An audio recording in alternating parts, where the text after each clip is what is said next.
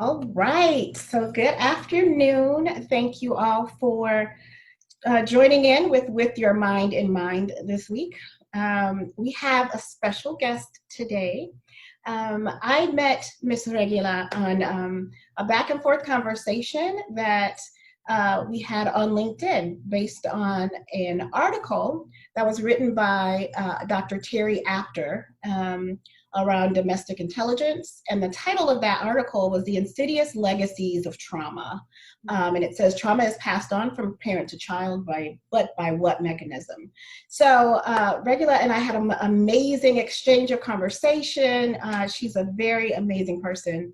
And so I asked her if she would join us on our show. So thank you so much for being here. Thank you so much, Sherry, for having me. I'm so honored to talking to you and your amazing audience. So thank you. I'm so excited to be here. So thank you.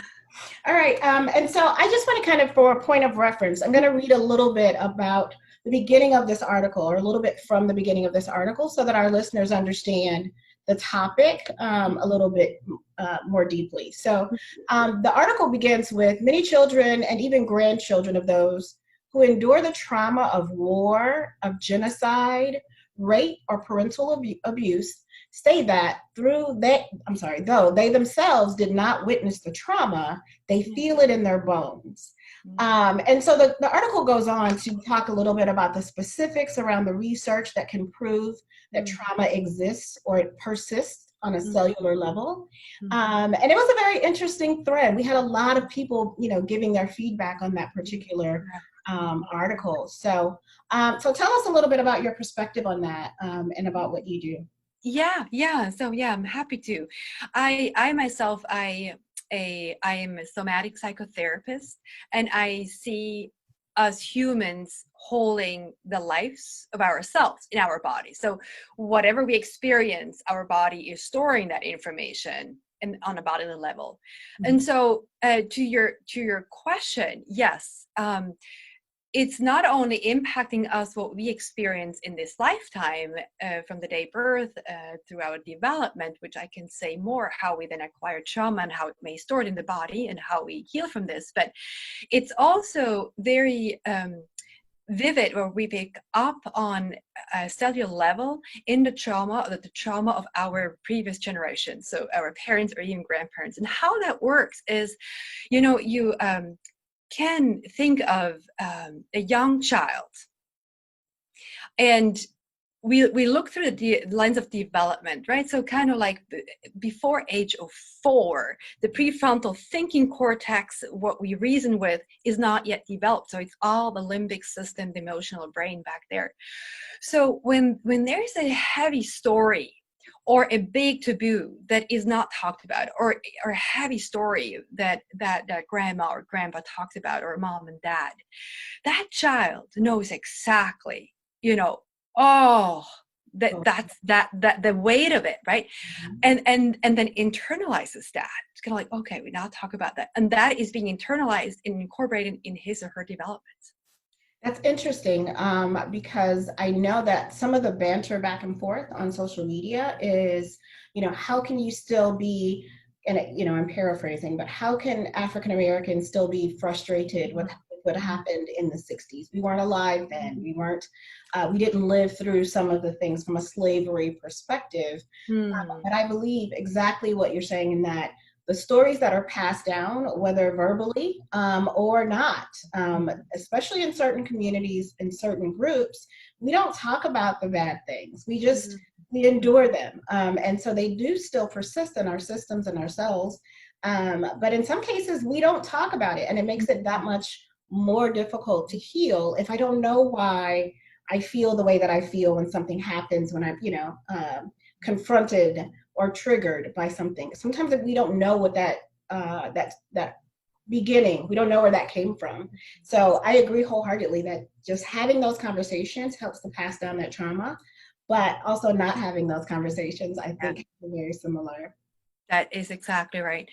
And in that generation that experience the trauma firsthand, the intense amount of stress and the cortisol is affecting the body, right? It's a body chemistry that is affecting blood sugar, blood pressure, and multiple, I think that, I'm not quite sure, the article talk about that as well, but kind of the impact of that, right? And so as you can imagine, as maybe a mom holds a baby in her body, and a fetus in her womb, that is information that the fetus is picking up on. And it's amazing that I've once heard that, so a baby girl in the womb of the mother, so the baby has already the reproductive system, right? Information in there. So, so the grandmother holds the mother, who then holds the grandchild. And that's information. That's codes. Yeah. Yeah, I think I wish we had more people having this conversation. So of course, with my 2020 Lives movement and with this, this segment with Your Mind in Mind, I want to make sure that people understand the importance of mental health and making sure that we're managing that. But the more data that we have around what's actually happening in our bodies, I believe it will help us make better choices on how to heal. There's facts and there's data. So if you would give us a brief kind of overview of kind of the psychosomatic or the type of therapy and the modality that you use, so we can understand. Yeah, I'm very happy to do that. Again, I believe deeply that what we experience in our lives, goods and the bads, our body holds the score. And in my therapy practice, I start wherever my clients are, which is very unique, right? Every human has a very unique journey, and the ultimate beauty would be to refine a feeling of safety in the body, and within that, being able to explore the wisdom the body holds for us, because the body does know. So from an early age, we are being taught to be disconnected, to trust the external structures or the external voices or advisors or whoever, and not to trust our internal gut, right? So it's a relearning. It's a relearning to trust in yourself. But when we experience trauma, then often the body is not the source of safety, because often sexual abuse or other abuse has happened in the body. So the dissociation was a very super powerful survival strategy and resource. It also helps us to not feel, right? To not feel. So the first step there would be to find safety within the body. And how I look through, I always look through a lens of development to fully understand where the human comes from, all of us. So I go off of 5 basic needs. I know we may have more, but the very 5 basic needs. And it's place of belonging, it's nurturance, support, loving limits, and protection. And so in the most beautiful cases, all of these basic needs have been met at the right developmental stage by the right kinship person. So the person grows up deeply understanding, oh, this is my body, this feels safe. I can say no, I don't have to worry about the other's response. I have the right to say no. And they grow up with a healthy knowing of who they are and what gifts they bring to the world, and can pursue the life they want to live. So it's lovingly countershaped, right? The need of a growing up person, lovingly countershaped by the caring environment. Okay. In a less beautiful or less optimal environment, it's contrast shaped. So the need is contrast shaped, right? It's not met. So that child, maybe the parents, may suffer from their own traumas and can't be there, or can see the child, or they are overworked to have so many jobs. I mean, there's so many reasons why parents may not be able to really attend to the child's needs. So the child doesn't quite grow up understanding, right? So why am I suffering internally? Why do I have these needs that are not being met? And internalize the thoughts like, oh, I must be wrong, or it must be me, right? So something is off, and doesn't have a clear sense who she or he is. And in order to thrive, to try to meet the need, develops survival resources that may be really crucial at the time of survival.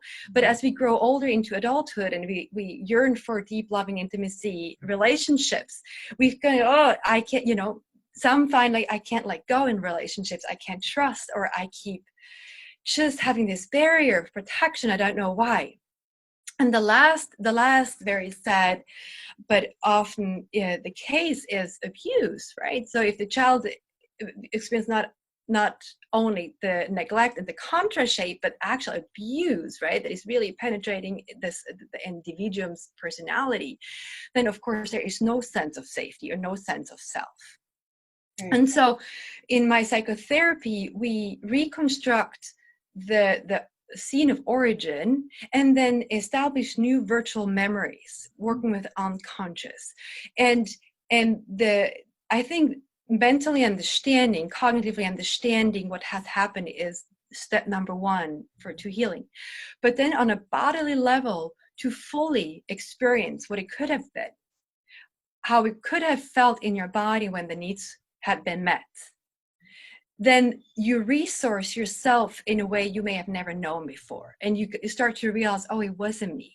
Oh, and and then you start to realize, oh, from there, new resources open, and you start to respond differently to yourself and the world. And you start to tap into creative flow and knowing yourself better. So yeah, this is the somatic psychotherapy that I do. I love that. A couple of things that kind of struck me when you mentioned that. So, putting my own story into that perspective. Obviously, I told you about the book that I wrote about my dad's suicide, and then about my mom's 20 years later. But I completely relate to that dissociation, right? So, not wanting to deal with the trauma that I experienced when I was very young. Also closed me off to a lot of intimate relationships that I could have had for just the fear of that abandonment. But I didn't even address any of it until, maybe age 45, when I agreed to go to a counselor and a therapist and have these kinds of conversations. Right. I don't even know that I don't know that I knew I was doing that. I don't know that I was aware of that disassociation. I agree. Which is, it's good now. I'm glad that we went and had that conversation, and we are working on, for me specifically, understanding the difference between what happened from a traumatic perspective and the safety that exists right now. And I believe with what's happening in the world, understanding that the trauma that I'm feeling, the things that trigger me, may not have been from my own personal trauma. It may have been from the trauma of my father. And that just then adds to my trauma.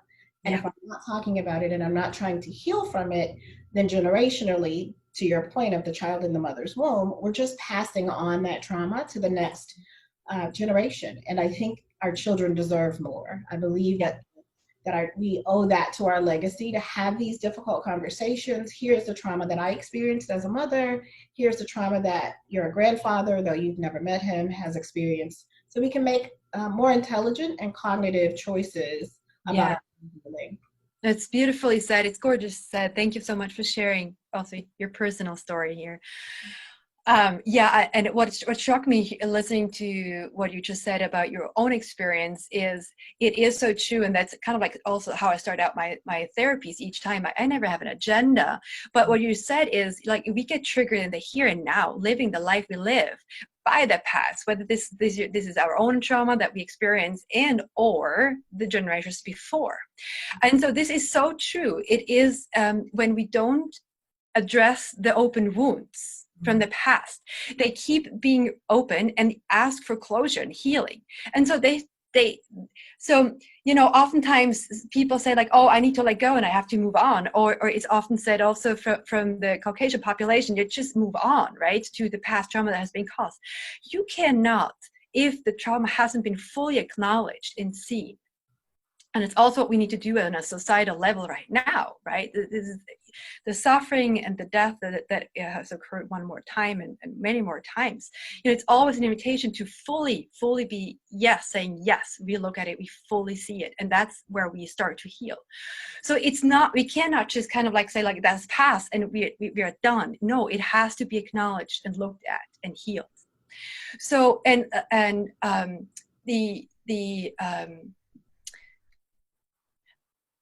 the other piece, and I just lost my train of thought is, but I'm going to get back to you there. I just kind of lost my train of thought what the other piece was that I was so inspired by you saying.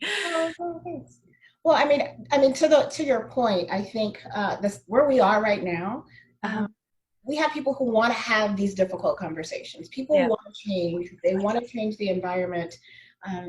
I believe that certain people truly don't understand the impact of generational trauma, specifically on persons of color, Right. and or the triggers that lie therein. And so, the more that we can have these open and honest conversations, the more people who are willing to kind of have this open kimono moment of like, here's who I am, the ugly parts, the traumatic parts. It just helps it, right? And not everyone's going to be able to do that. Not everyone's going to want to go live on Instagram and say, here is my trauma. But we do at some point owe it to ourselves and to the planet to have these transparent conversations so that people don't grow up with the perception that it must be me, I must be broken. There must be something that is going on wrong with me for me to have gone through these trauma scenarios. So I definitely. Thank you so much for bringing back on track. It was exactly what I wanted to respond to. Yes. So exactly. Yeah. The conversations. Exactly. We need to have that conversation. And prior you said also, we can have these conversations within families, right?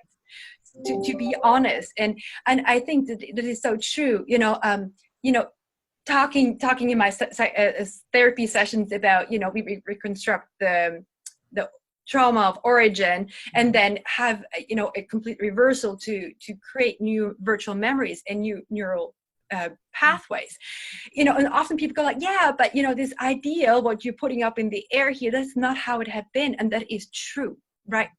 But it is the first step to imagine how it have been to feel like a just society. Like I can do it right now, like put up in a society that is right now fully willing to totally hear and listen and to feel in our own bodies the pain that has been caused to the African American community, to the indigenous community, and all the other communities that are deeply suffering and have been exposed to injustice for hundreds of years.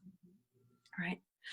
So that, I think that sometimes we are not even able and to imagine how it would feel to safely, without shame. We're not trying to shame, but we are saying like we need to be open to these conversations and to fully listen and deeply hear. Right. And the word that you just said is key. Safely. To be able to safely share that information is very challenging. And in some of my presentations, I speak about the inability to have that safe space, whether it's within your family or, for those of us who are in corporate America, we know that there's a system set up for us to do employee assistance programs, and then you can go speak to someone, but it becomes discoverable, it becomes documented. And in some cases, though we wish it wasn't true, in some cases it's used against you in a corporate America perspective. And no one wants that. So the trust and knowing that we can honestly share the pain and the triggers, that safety is key. And it's very difficult, unfortunately, for people to find someone that they have that level of trust with. Absolutely. I absolutely agree with you that on the society at a larger scale that we are not. I see to this point that people are not willing. They feel like they're threatening their core self if they listen and acknowledge the pain of the trauma that's being caused generational. So safety is huge. And there's a question also, how can we heal when safety on that scale is not yet given, right? When we're still struggling for a lot of people to still acknowledge that this has actually happened and they're still happening. And so there are, I'm also picturing, in during this pandemic, right, like a lot of people being locked in with some of their abusers, on a very individual trauma level, right?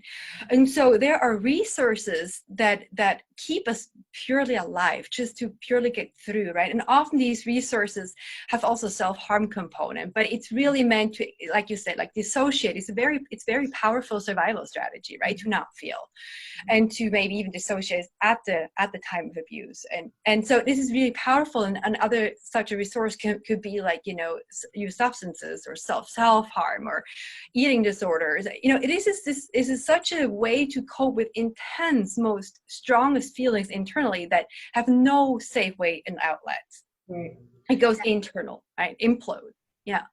So that is the level of survival. But if and I'm also thinking of the music that have been incorporated by the the African American community that had been kept as slaves, right? Music, songs that were so powerful, and that's a different level of resource. It's more creative resource, and such a creative resource can be like outlets for this pain and despair, to have an outlet. It can be running, it can be yoga, it can be Pilates, it can be singing, it can be dancing, it can be whatever feels right in the body and the rhythm. And to say that, right, back here, kind of like it's the animal brain, it's a mammal brain. It regulates the breath and our digestion and just all the things that go run on automation in our bodies, right? And if this is totally out of balance and often happens with trauma patients in generations, like no sleep, and the whole digestive system is upset. And so finding back to these creative resources totally helps re-regulate those bodily rhythms. It's all rhythm in our body. Everything is rhythm. I love that. I love being able to attribute the way we think to a rhythm. That's an amazing kind of visual aspect for me, especially. So I do have a question for you, though. So Yeah. I would say that for myself personally, even though I am, again, my healing is continuing, I still see my therapist and I'm still working. I think this is true for all of us, dear. Thank you for saying that. But I think in my dissociation over the years, I almost went to the opposite extreme, in that I know that nurturing safety feeling, I didn't receive that growing up, but it made me become that nurturer. Or, I was born as a nurturer, but I've always found comfort in nurturing others and being that servant leader and making sure that I serve. And it's back to what you said, right? I understand the importance of that nurturing and that safety. So I try to provide that to not only my children, but the teams of the people that work for me or with me. Beautiful. But I know that that's unusual, and it's still a dissociation. And so my therapist has to communicate, like, stop worrying about other people for a minute and work on you. And I believe that is the case for a lot of the people of color that I know. We are given this title of strong, right? You're a strong Black woman. You can do it. You're a strong Black man. You don't have to, handle it. And so what happens is, as a race of people, we assume that we have to bear these burdens alone, that we can't have conversations about it, because we've been identified as a strong person, and a strong person doesn't cry. A strong person doesn't have the need to have an outlet. And or it's embarrassing, because by default, if being strong means I'm silent, if I'm not silent, then it shows weakness. And we go back to that, almost that id behavior, right, that you were speaking of. If I am in a work environment and something is triggered in me that I can't quite understand, the consequences could be detrimental. Right? So we've learned over time, we've conditioned ourselves to just be strong and keep it together, don't cry, don't show any emotion. And again, that just keeps that trauma in your cells. To your point, if we're not re-regulating it and going back to say, okay, that just happened, I feel triggered, let me respond differently so that I have experiences with a positive response. That's a lot of work, though. It is. And I think you said it right. I think it's a lifelong process, and each time we're being triggered, living our lives, it's an invitation, kind of like, oh, right. And to respond very lovingly then to ourselves. And like you said it right, very, very beautifully through your own perspective and experience. When I go back to these 5 basic needs and how in best case scenario, you're being born in a super nurturing environment for the people that have all their needs met. And so they're therefore, can meet totally, the child. I mean, that scenario it doesn't happen often. I was wondering, okay. And I don't know if I know anyone that fits in that. Exactly. And yet it's when I think back of more indigenous tribes that are so very few of now these days, but some are really still intact in the Amazon, and that are being researched and witnessed. So they have a very intact system of just kind of like, of just such a strong support network that it actually really works, right? So it's just kind of like beautiful to remember in our bones, kind of where do we come from as a community, as a tribal mammal, right? So, but then we have hundreds of years of history of disconnecting. And to a certain degree, I also really think it was necessary in a development as human species to individualize to a certain degree and to focus more on honing into more the individuum. But you're right, like honoring, your culture's perspective and trauma. I'm from Europe, and a lot of Europeans, they did not grow up showing, depends on where in Europe, some of the northern part where they completely dissociated from their own emotions. And over hundreds of years being taught, like, exactly what you just said, like, it's wrong, there are no emotions, right? Going back to France in this, 1700, whatever, Descartes said, like, the split of mind and body, right? So therefore, there is only the thinking is valued and not the interconnection between body and mind. So this has also been really incorporated in Europe.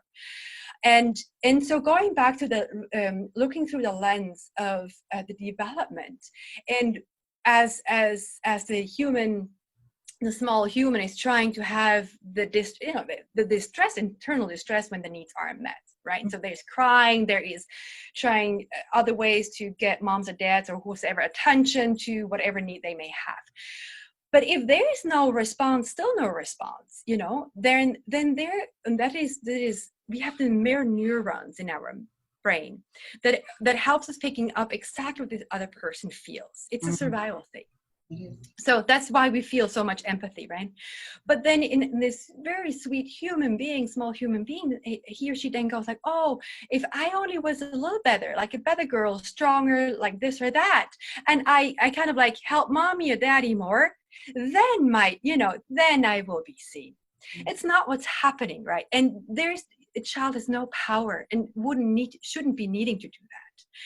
But that's how developmentally it works. So we're then conditioned to, I focus on others so that my needs are met, right? Yeah. It's an exercise in trust, definitely. I believe that, when growing up and trying to become that nurturer or realizing that you are that nurturer, when there are new traumatic events that happen, then it almost sends you back. You digress even worse than you were before. Like I mentioned, being in a work environment and being triggered, I've been told that my body language was offensive. And so, and you're like, okay, well, just tell me. And back to that small child perspective, I'm like, oh, okay, this is about, you're mean because of me. Okay, well, tell me what about my body language is disrespectful. I can't really I can't put my finger on it. I don't know. It's just the way you act. And so that's real life. Like, this is things that happen like right now. And you're like, well, wait, should I not show any emotion? How do I go to work and not show emotion? Like, it's almost programmed specifically from a corporate leader perspective. If you're the only woman in the room, if you are the only woman and minority in the room, then you can't show any of those things. You have to show up to the table emotionless. And you do find different ways to avoid those triggers, or how to respond to those, or actually to not respond to the triggers, because there's no positive way to do that. And so it's definitely a different skill set. Wow, totally. Well, thank you so much for sharing this. This is deeply powerful and painful to listen to, and I can just visualizing in my own body. And so that is speaking again to the dominant culture that is still so first of all, just blind to acceptance of the interplay between body and mind, and then, like you said, to cultural aspects, and then to the gender aspect. I mean, just through the whole lineage, right? It's just very, very neglectful. So can So you remind me with the five basic needs. basic needs again? Yeah. So the 5 basic needs, and then there's one more thing that I would love to respond to what you just said. The 5 basic needs are place and belonging, Okay. nurturance, Okay. support, loving limits, and protection. Yeah. And this is being understood, like you're always pointing out so beautiful, this is being understood at, from conception to the here and now, right? Because through the different developmental stages, and of course the younger years are to a certain extent more formative, because we are really forming almost kind of like our world map, what we expect from world, and how safe, not safe, what we feel like we can ask for or not, right? So, but it doesn't stop now, right? So the wounds or the map is still active, and yet we can change it, we can reshape it, totally, right? That's not set in stone. But yeah, it's to the here and now. It never stops. And then how, I can envision yourself being in this environment, which is nothing but healing, but it's reinforcing that trauma, right? What I myself practice, and what I then say to also my clients when they're working with me, is just to really try to apply that self-compassion, which can be hard too, because we're not raised with this voice of self-compassion, but it's just acknowledging the trigger within yourself. Kind of like, yeah, exactly, I'm back in this traumatic, neglectful environment. I'm not being seen and heard, and it's not safe to be fully me, right? Right. And then what can I do right now to feel more regulated, as that you may be feeling dysregulated, what triggers too? Can I put my feet on the floor and be very mindful of the feet on the floor, and gain that strength from beneath you that goes through you up to, just kind of like draw the energy from up and down and up? Can I fully be aware of the chair that I'm sitting on? Can I regain a full sense of who I am, even though it's disapproved and not seen by the others? It doesn't mean that, I'm powerful and I know what I know. Yeah, it's good. I love that. I love being able to have those tangible kind of things to do in that moment. And it's one of the things that I benefit from the most from a therapy perspective, is that my therapist reminds me of the ways to self-calm and cope. And, this is a separate incident. Even though this is reminding me of something that happened before, this incident is in and of itself. And let's deal with just that. I know that right now we have the opportunity to offer to organizations to come in and have these kind of real uncomfortable talks about what it feels like. But I believe, I hope that when people have that understanding of what's happening inside my head when, for example, you speak over me when we're in a meeting, and consistently all of the time, this is what happens. These are those kind of microaggressions that people are dealing with. And if there is already traditional stress, if there's already generational baggage that's been passed down, then these little acts of, in some cases they're unconscious, right? In some cases people don't understand, but we gotta have these conversations to say, this is why I was so frustrated when you yelled at me, because, we're in corporate America, no one should be yelling, right? We're all adults. But it takes a lot to be comfortable enough to have that conversation. Typically people just deal with that. It becomes another traumatic event on top of old trauma, and it all, it compounds it. So totally. Yes to all you said. Yes, totally. Yes, it takes so much courage to show vulnerability and speak out for yourself in an environment where you don't feel seen and heard at all in the first place. And I agree with you. It needs to be happening, that this type of work at corporate levels, because like you said, it's most often, I'm not even sure if this is true what I'm saying, but I also want to believe that it's not a conscious intentional aggression all the time, right? That you said, like, it's unconscious at times, but then that's also within that unconsciousness there is a privilege that has been gone unnoticed for also hundreds of years, right? So yes, we need to start to have this conversation on a gender level, on a cultural level, and what does it mean? And then, you know, what happens if you start speaking up, which takes so much courage, because you yourself working through so much, you know, generational trauma and then being triggered in the moment, and you speak up, then this person maybe here has never done any work at all. Because in his lineage and in his mind, he may still feel like, oh, if I do, then I'm weak, and has never really worked on that. Mm-hmm. So anything that may come from a place of centeredness and, well, you know, meaning well and strength, he may feel as an attack. Right. Yeah. Like, yeah. Yeah. Yeah. But again, I have hope, right? I believe that the trauma that I went through personally will open up the door to conversations on a larger scale. And, you know, the world's going through a lot right now. It's a very stressful time for pretty much everyone. And I am trying to use my trauma to help encourage others to discuss theirs so that we can begin a healing. And it's beautiful. It's tough because people are like, wait, why are you talking about, you know, your mental health and the things? No one wants to talk about that, but hopefully at some point we can remove some of the stigma. And so I really appreciate you and, you know, telling us those 5 basic needs, because it makes sense. Like, all of them are intuitive, but we've got to be consciously working on each of those so that belonging, we've got to work on that. It's that positive self-talk. Like, I belong here. I'm at peace here. And even if you have to say that to yourself to convince yourself, if that's not necessarily true. But I love that. I love that you've given us those 5 basic needs, things that we can intentionally think about, make sure that we're reprogramming our past trauma to regulate a more positive new memory almost. Right. And to what you do say, the 5 basic needs, how I work in the practice is to really like I often use, like I have a set of tools and others, of course, but, you know, a set of stones. So we really often work with objects that we enroll in the session, because I think to incorporate the body and to feel on a body level how it would have felt to really feel belonging, to really feel safety, to really feel nurtured, what that means.